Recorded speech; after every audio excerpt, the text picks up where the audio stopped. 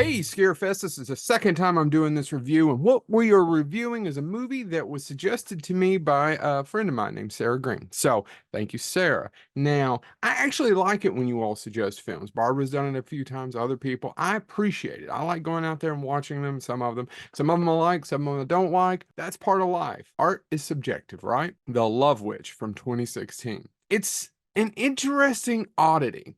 Basically, what it's about is this witch, this young witch played by Samantha Robinson, named Elaine, is obsessed with love. She's beautiful and she's determined to find a man to be the love of her life. And she ends up killing several different people by making these spells that drive them insane. I don't know that the movie so much is about empowerment, because the first time I did this review, I thought, oh, you're just coming off as sexist. And I'm not trying to be. I'm just trying to understand it and delve into it from a different perspective, right? So I've never been a woman. It's written and directed by someone named Anna Biller.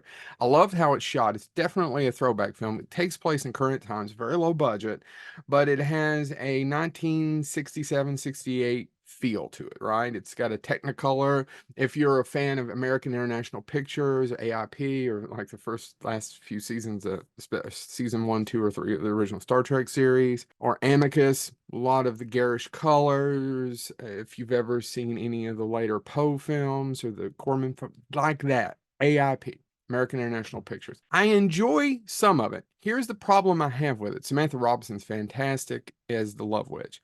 The problem I have with it is that it's 2 hours long, and it's another one of those where I feel this would have been a fantastic, absolutely wonderful short film. To call it a horror film is a stretch. Clearly has blood, clearly has murder, has witches in it. It's not really a comedy, even though some of it's funny. And I understand that some of the stilted dialogue and the clunky dialogues it goes through is on purpose. But there's little things that drive you crazy that it doesn't quite work. I mean, it's funny, but I don't know that it's funny in the way it should be. She's arguing with the last guy at a bar towards the end of it before she's almost burned. And he's a detective and he's investigating. Of course, he starts to develop feelings, yada, yada, yada. You can see the plot coming from a mile away. And the Love Witch is saying to him, are you just going to stand there and say blah, blah, blah? He's clearly setting. If it's the Naked Gun, if it's that kind of slapstick farce, then yes, that's funny. For this, it's not really that kind of movie. It's a different. I enjoyed it. This movie should never have been more than 80 or 90 minutes. It's a little too long.